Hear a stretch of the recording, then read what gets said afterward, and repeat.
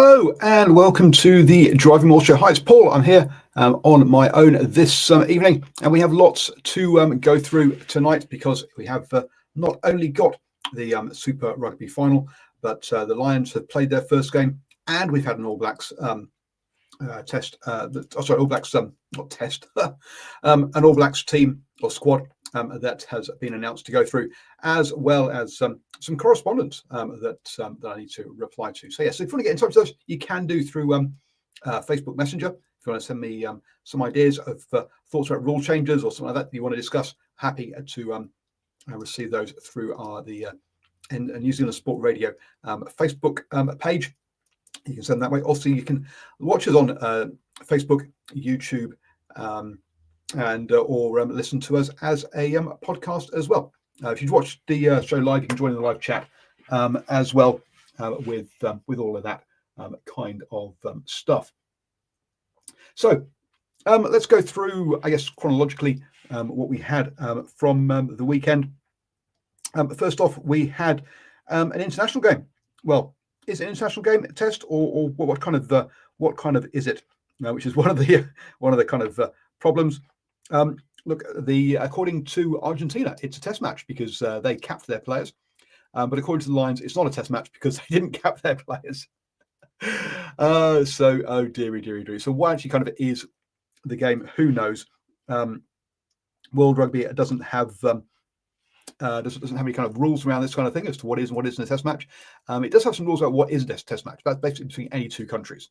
Their first teams, that's a test match and should be capped. But other games, you know what, they can all be a bit of a mess with them. So look, when Wales play the Barbarians, for example, sometimes I think they nearly always give test caps. But when England play the Barbarians, they tend to not to do that. So all a bit of all a bit silly. So what kind of game is this? If you try and explain that to your friends who don't know rugby, it's kind of a bit confusing, isn't it? So rugby doesn't help itself in all of that kind of stuff. I mean, should the Lions really be playing a game at home ahead of the series? Look, I mean, for Argentina, they're going to say yes, absolutely, they want to play this game. Also, it proves. I mean, why shouldn't Argentina be getting a Lions tour? I mean, they had a Lions tour before. Sure, it was pre-World War or something like that. But why, as the only rugby championship country not to get a Lions tour, why don't they get them nowadays? So yes, it should be. So it's you can see why they're doing it. Also, look, it's outside the test window, so I'm assuming they're getting some cash out of this game as well.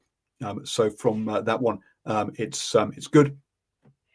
Lockton Wright says it's good that test status was removed for nations unable to feel their strongest side because of other things. French series should not be tests, but French 15. You're talking about the tour games that are coming up in New Zealand. Look, I mean, England and France did play a England 15 versus a France 15. I'll be honest, I did not. I'm not seeing this one. Unfortunately, it did involve a couple of yellow cards. One for Faye Wabuso and also one for Woki as well, as France came out winning that one 24-26. I guess those are that's supposed to be a kind of warm-up game for their summer tours. I guess, with France heading down here to New Zealand. Now, that's being an England 15 versus a France 15, that would not have been a test match. But interesting with that one. So it just means a bit strange, isn't it? The Lions playing an international team, but it not being a test match. It's all a bit kind of weird. Look, I understand why they're playing at home before playing away, because obviously they want all the players to fly out together at the same time. And with Leinster being involved in the URC final last weekend, or the weekend before, their players weren't available. So I get why they want to do that. But so yes, so it'll be interesting. So I understand why they do it, but it's all a bit kind of strange. And unless you actually are someone who's sort of steeped in rugby, you can't really understand what the hell the game is. It doesn't make any sense on that one. Simon says that the other championship teams would have to wait for 16 years for a larger tour. Yes, they would, absolutely. And you can understand why Australia, New Zealand, and South Africa don't want to have Argentina join in, because it's a big payday for them, and they want that payday once every 12 years rather than once every 16 years. But for me, I think that that's why they shouldn't be touring Argentina as well. So let's just quickly go through that game. There was a disallowed try early on as Luke Cowan-Dickie knocked the ball on over the line, losing control as he was trying to put it down.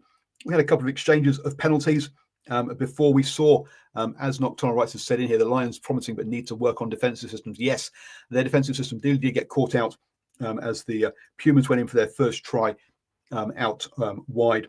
Bundyaki did bash over for a try before a couple of penalties meant that Argentina pulled out a lead of 10-14, and then a try on half-time from turnover from memory, a breakout try from the Pumas gave them a 10-21 lead at half-time.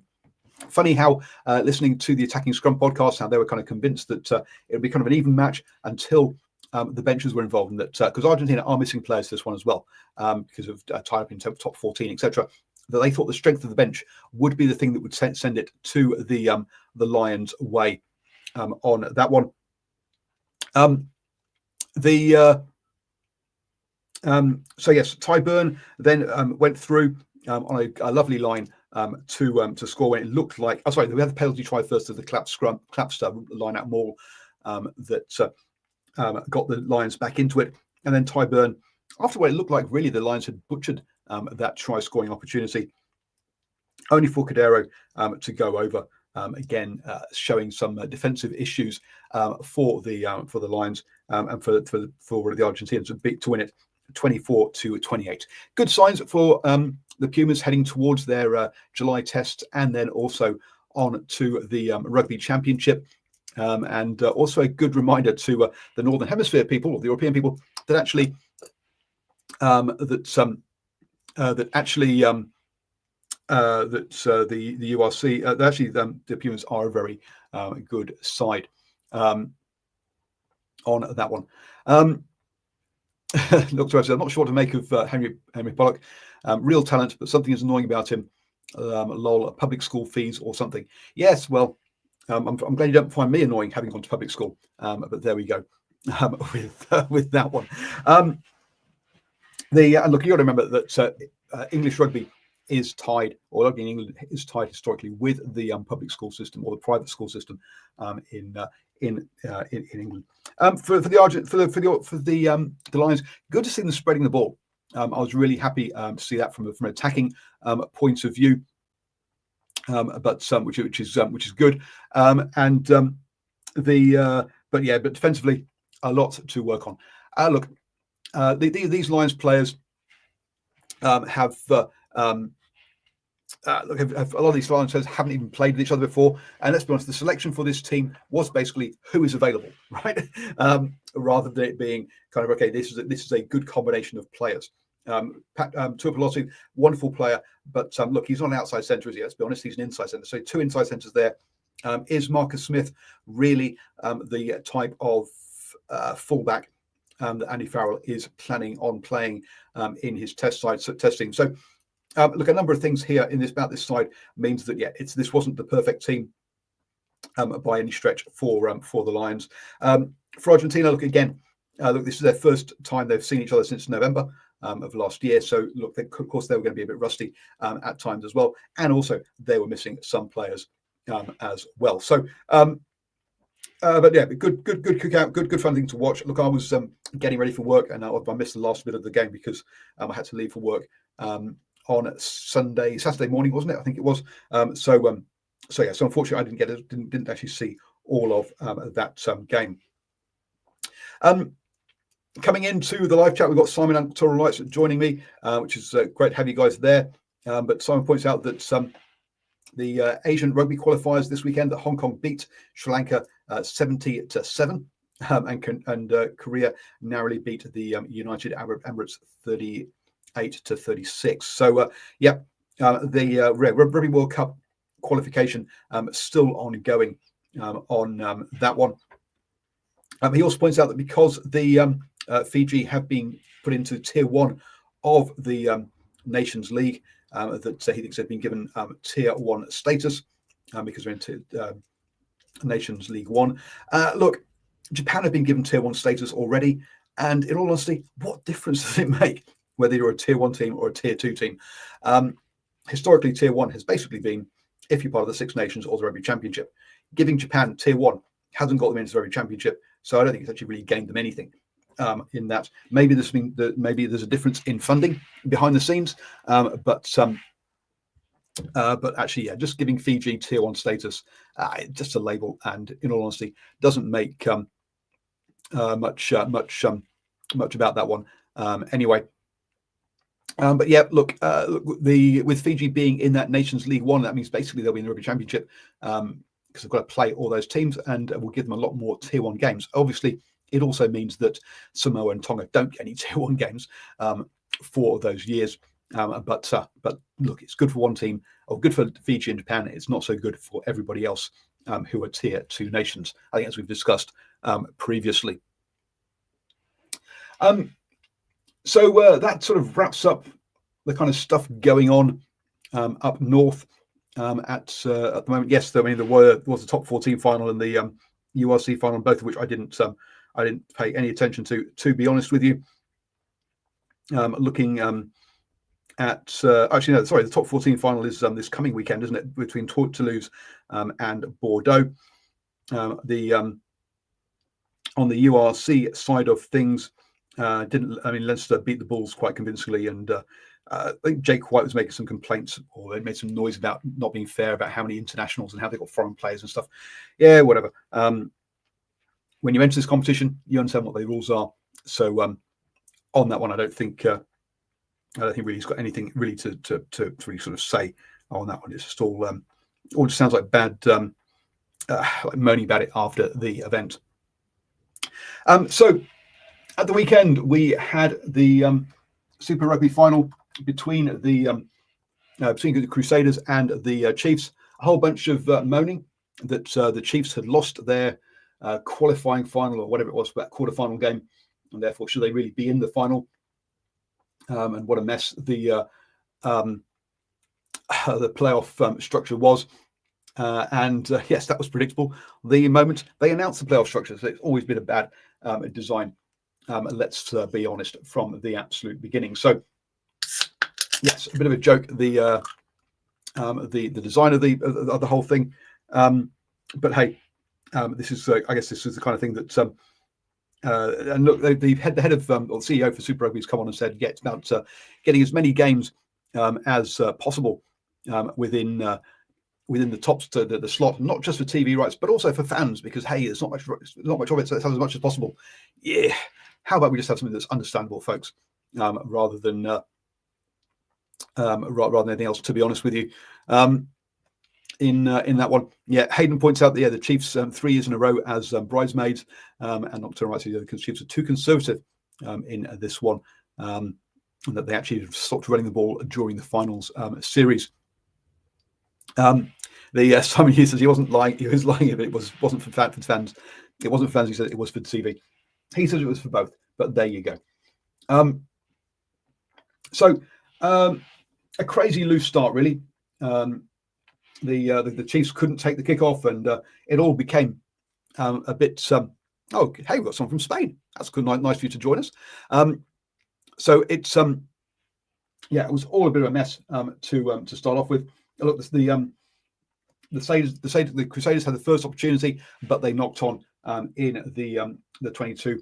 Look, when you had the two of the best defenses in the league going at it in this one, then you knew that actually was going to be very difficult for either of the sides. Look, the Chiefs went through 25 phases on this one, and early on, the Crusaders set piece was a problem for them. Look, they lost a couple of scrums, and they also lost a line out early on. Those things were going to change in the second half on that one. The yellow card for Havili for a front on tackle. that was head on head. Yes, it's head on head. Yes, it's front on. Yes, it was dropping and stuff or changing direction, but he was driving upwards. And if he'd taken a more passive tackle in that situation, he probably could have got away with it. But that's not how they're trained. They're always trained to have try and get dominant tackles under all situations, and it's not actually the right thing in all situations. And so perhaps then he'd have been better off doing that. But anyway, he was off, and also off for a HIA as well. So when that yellow card ran out, McAllister came back on for him. The Dwyer ends up going on under the post after one out running from the Chiefs, and yes, I guess that's what do you call it? Well, that blank now. That kind of restricted or game plan that you'd be kind of talking about in the live chat there, folks, was on display there. But the Chiefs did get over and take a 7-0 lead. The Crusaders did try and go for a penalty on halfway, but that was both short and wide.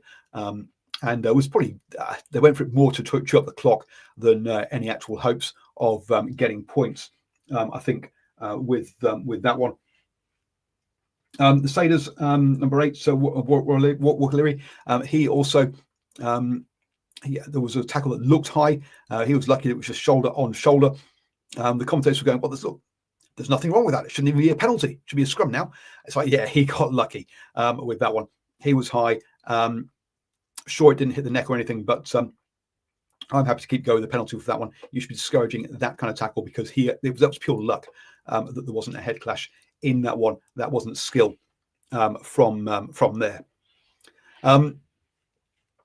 The main point of attack as Dr. Rance, there was Nara running, picking up from the breakdown. I think Carter did it occasionally, but not very often. And Carter didn't perhaps didn't have the best for him in this one. The line-out maul did get stopped by the Crusaders, who decided then to go for the corner. But there was no one on the blind side. Actually, it wasn't the corner. It's quite a long way out, wasn't it, for this one? There was no one on the blind side. And Cody Taylor ran down, broke off the maul and ran down the side there to go in to the corner. Great conversion from out wide from Rivers Rehana meant that it was 7-all. Reese was having a big game, lots of, but not the flashy stuff. But look, covering in the backfield, chasing kicks. He was having a big, all those kind of things you perhaps get sort of talked about as being the sort of the work rate pieces rather than the flash pieces. But he was having a big game here. Look, the Crusaders managed to take a lead, managed to knock over a penalty. Knock over a couple of penalties, take a 13-7 lead. Stevenson did score a try into the corner. They did look at some stuff, but it was clear and it was all okay in the at the end around the line-out. That meant the Crusaders went in with a narrow 13-12 lead at half time. That missed conversion or missed kicks were going to play a part in this one. Dean, into the second half then, look, the Crusaders scrum really started to dominate in this second half, winning lots of penalties, and even when the Crusaders replaced their entire front row, they kind of struggled with that one as well. A black beer, yes, it is a black beer. It's Max Black. Is the porter is what I'm drinking there. In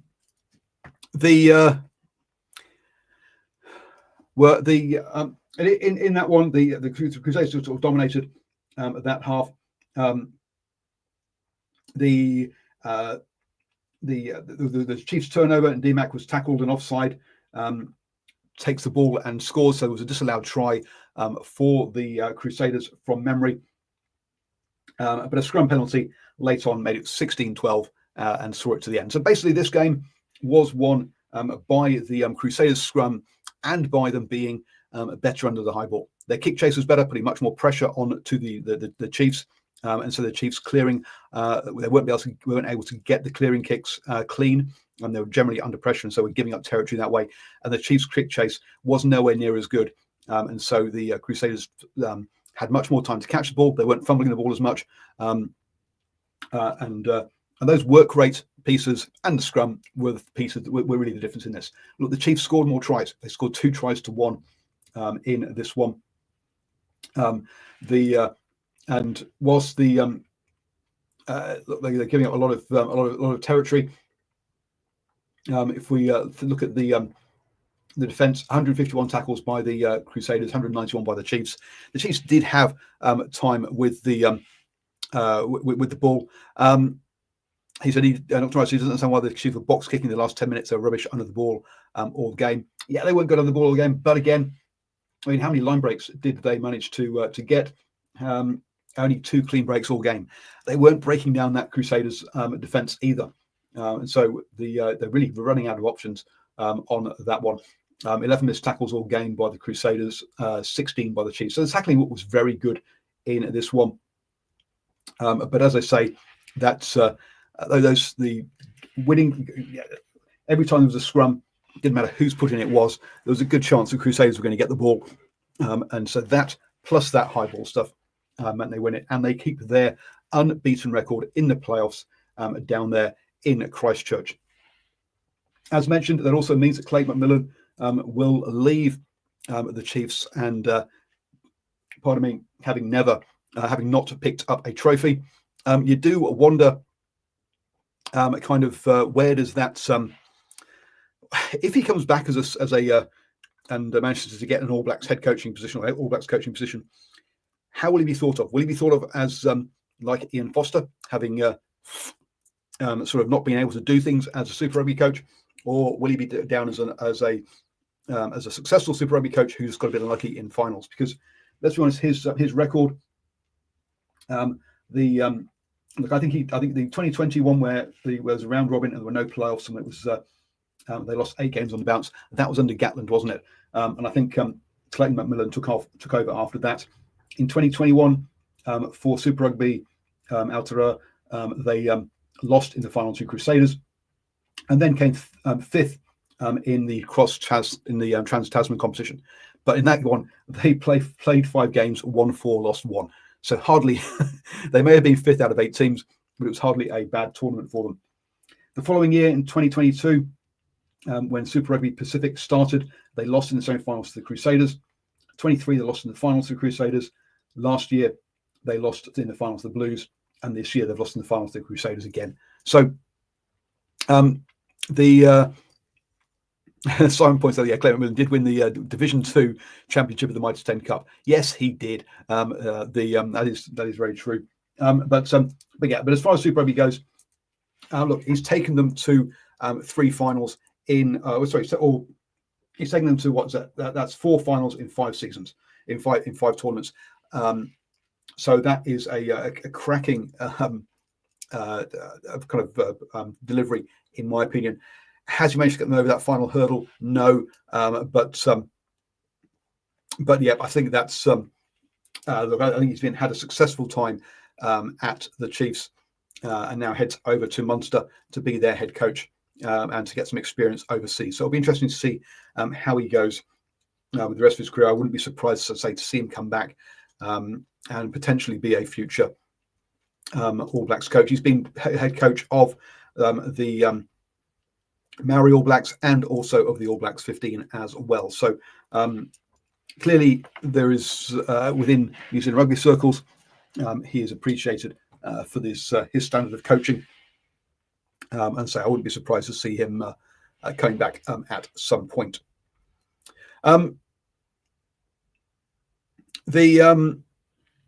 So he says Clayton McMillan is going to have a nightmare in Munster. Fans are always going to constantly question him. We'll have to see how it depends on what results he gets, right? If he starts out getting good results, then that questioning will disappear.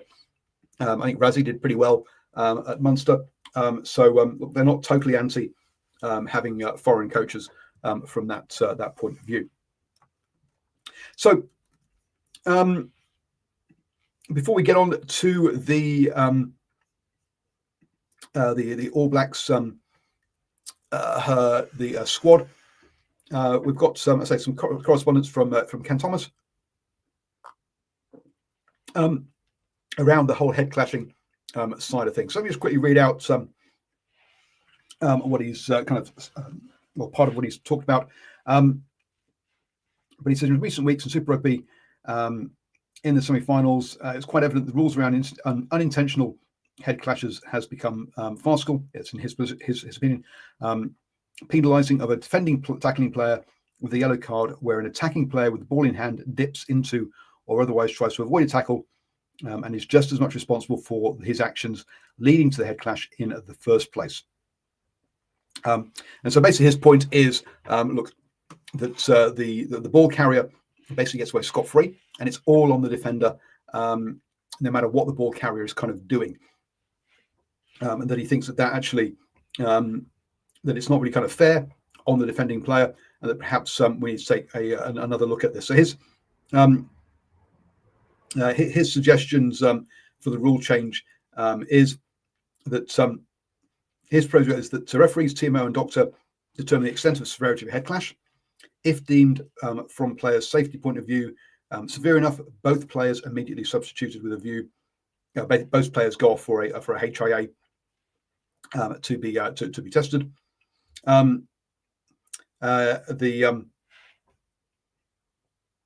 Otherwise, they return if they're okay.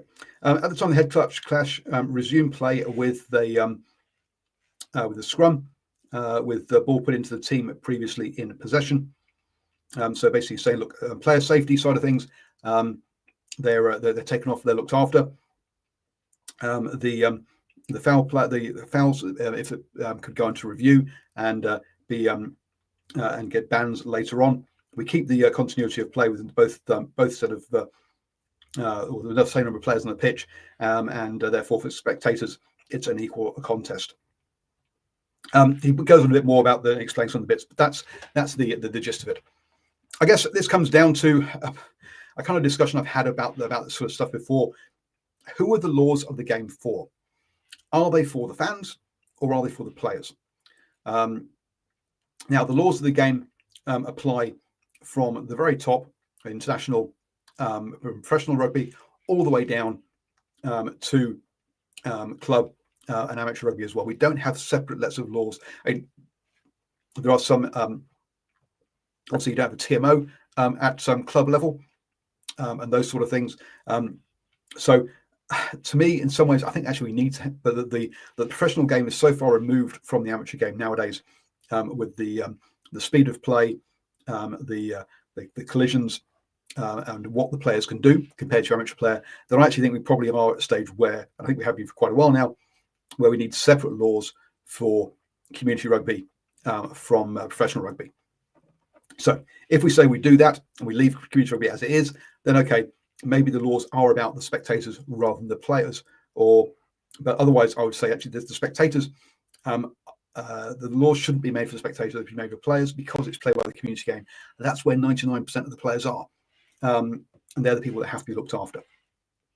So from that point of view, I don't kind of, I say either we separate the laws and then we have some basically for spectators and some for players, or we can't really, or spectators shouldn't be taken into account. So from this one, I don't personally. I think we need to deter. We need to get players, say, to make more passive tackles and to get lower. So David Habili one, if he'd gone passive rather than driving through, he probably would have been fine, even though he was higher up. Okay, but we probably would not have had a head clash when the player changed direction. So I think we need to change the behaviour of the players, and I think that needs. We need harsh punishments like we've got at the moment. The fact that it impacts the enjoyment of the fans, I'm sorry, but that's not what the laws are there for, and therefore I don't think we should be doing that. Unless we separate the laws entirely. Nocturne says that most head clashes are picked up by the cameras. We don't really have that at club level. Yeah, absolutely. That is true. That a lot of this is picked up. I mean, the number of knock-ons that would get missed, that do get missed at club level when there's not cameras.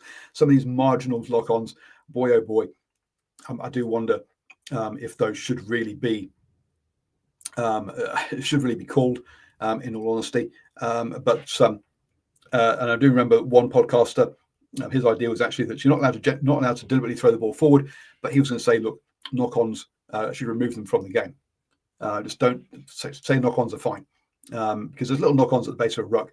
Really, how much do they impact the game? And should we just actually keep the game flowing? So I don't, actually, that's not a bad idea. I wouldn't mind that kind of being looked at. That you're not allowed to deliberately throw it forwards, but accidental knock-ons, just play on the whole. In my thought on that one. I think we do need to keep the yellow cards and the harsh punishments. Otherwise, it's not going to change behaviour, essentially. So let's moving on then to the final part of our show. Let's have a look at the All Black squad, and what I've got here is my spreadsheet that I had for a number of years now, which is basically the format is meant for Rugby World Cups, and so as you can see, it has on the plane, at the airport, waiting at home and on holiday, with that kind of thing. Obviously, clearly, with these games being played in New Zealand, there's no one on the plane per se. Yes, sort of, or they are flying up to Auckland on this one. Oh, actually, one thing we should talk about as part of the Super Rugby, Rob Penny, his contract comes is up, isn't it? So Rob Penny currently is not the Crusaders head coach for next year yet.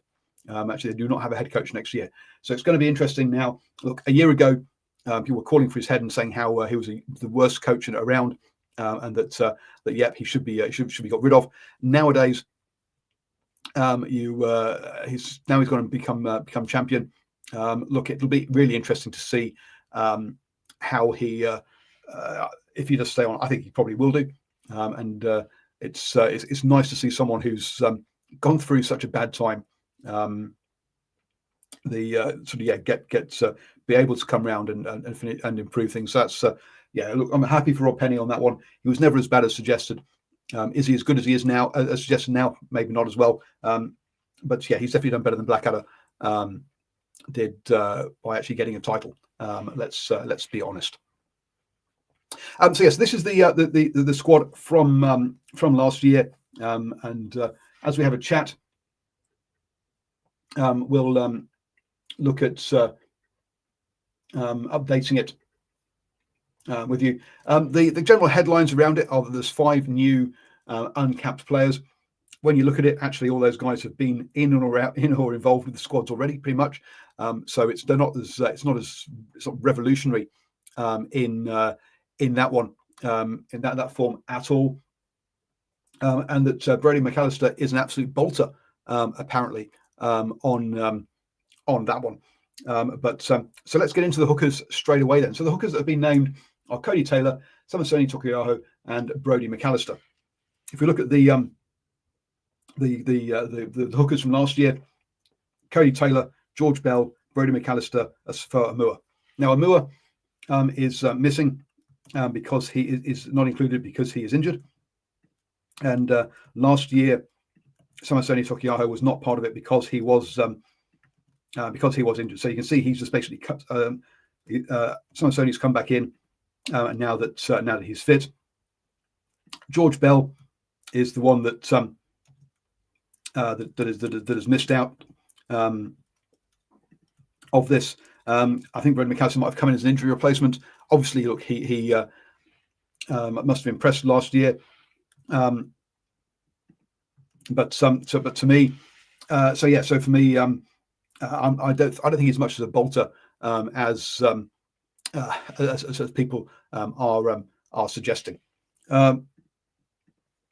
But Cody Taylor, Brody McAllister, Simon Seko, I don't think we can really complain about that. I say George Bell has dropped back. I've also moved Kirk Etland back further because I don't think he has pushed his cause very much this year. And hasn't Riccatelli signed overseas from memory? So a quick Mr. Google. Has Riccatelli signed overseas for for next season. I think there was So and with Rick Selly going overseas, you can understand that he probably becomes, if not technically not available, but you've got to say that I don't think they'll be picking at this stage. I don't think they'll be picking players who are heading overseas when we're so close to the Rugby World Cup on that one. Jack Taylor is apparently in the thinking. Thank you for that. Nocturnal rights, as he was part of the in training camp ahead of time. Moving on to the props then, and offers for Tuangafasi has missed out because of injury, and in his place has come Ollie Norris, who we had further back down actually. Otherwise, it's the same as last year. Ethan Groot, Tamati Williams, Ollie Norris, Truro Lomax, Fletcher Newell, and Palisoho Tossi. So the same crowd as next year. So from that point of view, look, it's the continuity, I think, is the name of the game in for this what's what I'm looking for this squad is overall. Yes, there's a lot of people, I say, there's a lot of highlights about 5 brand new people, but from that point of view, on that one, Nocturnal says props are all size, and size. Norris gets a nod because of that. Yes, absolutely. That's clearly has been the part of Razor's mantra on this is size, and size. His size is a big thing, and he didn't mention. I'm trying to gone blank now as to. Oh yes, if you look at the midfield, we're also talking size as well. Is when we get to there, but clearly, Razor has decided that in international rugby you need size to get over the game line. That's part of his that's clearly part of his mantra. In the locks again, Sam Derry, we're looking at is injured, and therefore he kind of misses out. But Scott Barrett, Patrick Tuipulotu, and Topu Va'ai are all still there. Josh Lord, though, has missed out, and Fabian Holland has come in. As Simon says, a bit strange that there's a Dutchman in the team. Look, I mean, everyone's been saying for a couple of seasons now that he is going to be in the squad. It's not surprising that he's there. To be honest, I don't think there's any shock at all that Holland has come in. Look, he was part of the All Blacks 15 last year, wasn't he? And I think he went on tour as a training person as part of the as part of what you may call it, as part of the All Blacks tour as well. So look, unsurprising really. No surprises there in that one. And as Nocturnal Right says, biggest forward in the squad. He's the tallest forward in the squad, at least. I don't know if he's the biggest as far as sort of weight goes from that point of view. Led Super Rugby on stolen lineouts, I think it was, from memory, as part of that as well. Moving on then to the back row. Peter Lackey misses out through injury. And so he is not in the squad, and they decided to only go with 5 players, which is a bit of a surprise. I would normally expect 6 here, so they've only gone with 5, which is Artie Surveyor, Samiponi Finau, Karifi comes in. Wallace Atiti is also there. Sam Kane has retired. So funny enough, he's not available. And then Luke Jacobson comes into the side, but unfortunately he is injured at the moment, and so Christian Leo Willie is in as injury replacement for Luke Jacobson. But Luke Jacobson will be available apparently from the second or third test, which is why he's been included, even though he's injured. Whereas whereas Peter Lackey is out of the entire series, but maybe back in, or some of the players may be back in for the Rugby Championship later on for that one. So the sixth at the moment with Christian Leo Willie replaced as an injury replacement for Luke Jacobson. I think there should be 6 permanent players in. I think they are probably a player light at the moment in that one, but that's what they've gone for. Into scrum half, TJ Perinara clearly is no longer playing, and we've got Cam Roygard and Cortez Ratama in from last year. Noah Hotham comes in to the side. I mean, there was talk about Falau Fakatava, perhaps it being up for it, but Noah Hotham was in and around the squad, wasn't he, last year? So I'm not really surprised by that one at all on that. That's there. Not surprised, yes. Dalton Papali'i really has fallen down the order. Hoskins Satutu, look, he's got to be heading overseas, absolutely. Not surprised, Hotham is lucky, very messy 9, but good sniper. Look, I'm a bit surprised he was in there. But say he was in and around the squad last year, so clearly he's someone that they see for the future. Even though, let's be honest, Cortez Ratama and Cam Roygard are young players as well, so it's not like they need to be looking forward. Into the first 5/8, then they've just gone with 2, which is Bowden Barrett and Dane McKenzie. Harry Plummer is heading overseas, so not surprised that he hasn't been included. I reckon Ratama probably has moved himself up to being more available. Brett Cameron is back from injury as well. Trask and Cam Miller, really, I don't think neither of them have done enough this season to be sort of considered in there. So unsurprising that both Bowden Barrett and Dane McKenzie are there, and not surprising that someone who's heading overseas isn't included. Now, so perhaps they are a person light here, but Stephen Perifetta, who was back in as a back 3 and could also cover there, is out injured currently, so he probably would be. And they've also got Ruben Love, who in there as a back 3 player who can play at 10 as well. So there are some. So Ruben Love is a possibility to cover if they need to, if there are any injuries in that one. Now, the area where I'll be honest, I have been most surprised is in the centres. This is the one area where I say loose forwards. I think they're a player light, but there's no names there that surprise me. Midfielders, they've taken 6 midfielders, which for my mind is too many. I think you only need 4. And last year they had Rico Ioane, Anton Leonard-Brown, David Havili, and Geordie Barrett. Anton Leonard-Brown is currently injured. David Havili has been dropped out of the squad, and in comes so Rico Ioane and Geordie Barrett are obviously the incumbents, and are in there.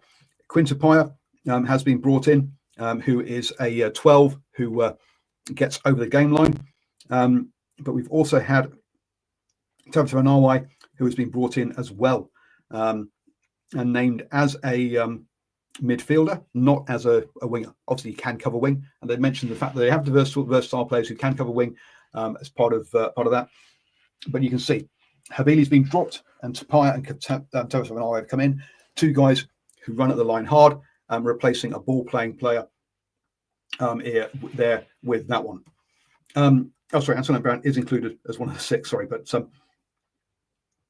he's been So for the 13s, though, we've got Rico Arnie, Anton Brown, and then Billy Proctor, who missed out last year for injury, is in there as well.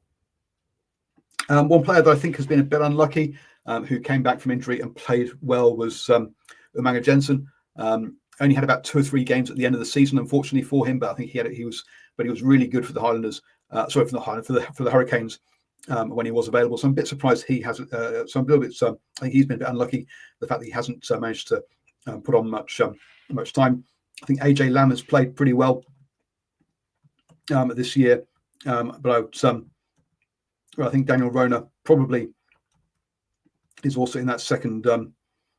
That's that sort of second. I think Levi Amua really has had hardly any game time at all. But I think your Ronas, Lambs, Havilis are probably sort of next off the ranks. But I think Umaga Jensen was a bit unlucky for that one. The Antelope Brown, he says, looks like he's going to be training rather than actually playing. Look, he's not available for the first Test match, and so Moni Nawaya has been brought in.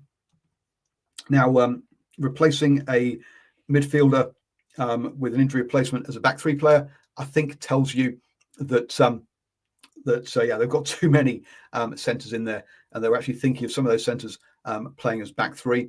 So I do think they have got they got that slightly wrong. In the back 3, then, with Mark Talia heading overseas, clearly they've decided that to move on, and they have got Caleb Clark, who has just been released from, had his court decision around his speeding on his motorbike and evading and trying to run away from police when they try to stop him.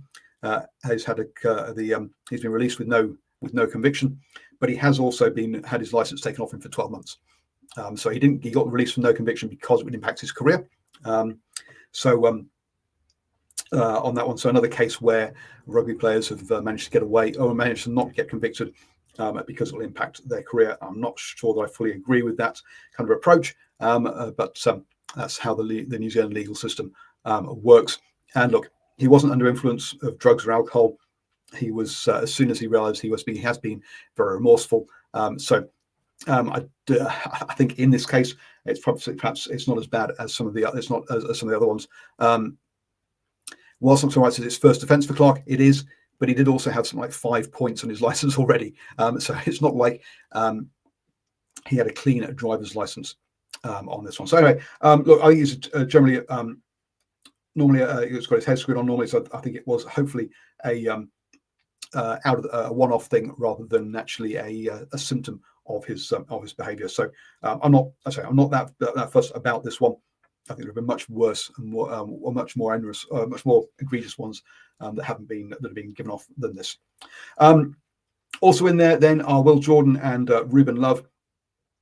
Look, with the main squad, on this one, having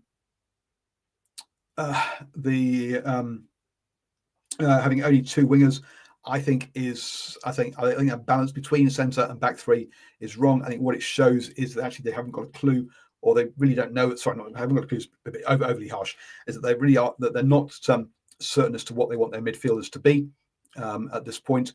So they want to have a look at all those players and get them in camp and figure it out, because I think that clearly the midfield is an area that they haven't got tied down. Now from the outside, it looks like it's tied down with Geordie and Rico. And it's hard to see those two getting usurped by someone else. But that next level, their next crowd of players, clearly they're not sure as to which way they want to go with that. So so that's kind of we'll say Emmanuel has come in, so that does balance it out better for my mind. But I say I think the slightly imbalanced squad initially with that, but it's been sorted out with those injuries. Overall, it's as steady as she goes. Let's be honest. There's been some change there in the centres with Havili being sort of being dropped. We've seen some change in the back 3 with Stephen Pirifetta being injured, and then also Mark Talia being released. Sean Stevenson, I think we're not going to see him in a black jersey again. Now, Kenyan Naholo, look, I think he's very good at what he does, but I think he's too limited for what the All Blacks are looking for. Che Fihaki, I think, to me, is the one that I think has been a bit unlucky. I think he's playing really well, and I wouldn't be surprised if he is in and around the squad at some point this season. To be honest with you, also Ratamuti Neepkins, when he came back from injury, he has also played a lot better. Last year, he tended to get himself yellow carded a bit too much, but he seems to have eradicated that from his game. And so that is very good there. Dr. Rice says the two fullbacks in the back three thing is over by the looks, unless Love is on the wing. Look, I think Jordan can go on the wing. I think I'm not sure Ruben Love hasn't. I think he's. I've not seen him play on the wing, so he's much more of a 9. That's much more. Sorry, a 10-15, whereas Jordan's more of a 11, 15, 14. He's not so much you wouldn't have Will Jordan at 10, would you? Let's be honest. So different style of players there with that one. So overall, happy with the squad. I don't think there's any sort of glaring omissions on the whole with that. It's definitely evolution rather than revolution. The big question is around one of the big questions is around that loose trio. What's it going to look like now that Sam Cane has gone? He was a fixture in it last year. Let's be honest. And the fact they've only gone with 5 players there means that I think they're very clear in their mind as to what they want to do. And I say I think they need 6. I would have thought they would have taken 6 players there on that one. Nocturne Rights is pleasantly not so conservative this year. I don't see there's been massive change, to be honest. I go, okay. You could say, look, that you're Ollie Norris, Holland, the other ones have gone blank. Toto Anawai, yeah, they are looking at more inexperienced players there, and actually looking at form. But yeah, we'll see. We'll see how it all plans out. This is only the squad for the France tests. Tuangafasi. Oops, I want to put Sandari in the wrong place. The Tuangafasi, Amua, Dari, Lakai, and Perifetta. When they come back, when they get over their injuries, they will be. There's a good chance they'll be coming back in to the squad. And the squad can also grow for the Rugby Championship because when they're overseas, they obviously need more cover. Whereas when in New Zealand, you can easily ship in a player if you need one with that side of things. So this is not set in stone for the rest of the season. The other changes are likely to happen before the end of it. But overall, yeah, steady as she stales, and the way that the All Blacks finish the season. With a bit of form, you can understand why they're going with that kind of route.